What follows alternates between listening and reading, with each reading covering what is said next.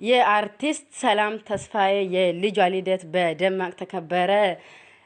ሰላም የተወደዳችሁ የዩቲዩብ ቻናል ቤተሰቦች እንዴት ናችሁ? ሰላም ናችሁ? ደግሞ ዛሬ ይዤላችሁ የመጣሁ ባለፈው የምታስታውሱ ከሆነ የሰላም ተስፋዬን እንግዲህ ባለፈው ከአንድ አመት ከአንድ ወር በፊት ሰርጓን ትንሽ ቀንጨብ አድርጌ ቪዲዮ ለቅቄላችሁ ነበር። እንዲሁም ደግሞ ልጅ ከወለደች በኋላ የልጇ የክርስትና ቀን በደማቅ እንዴት እንደተከበረ ትንሽ አጠር ባለ በ3 ደቂቃ መልኩ ልኬላችሁ ነበረ ወይም ደግሞ ለቀቄላችሁ ነበረ።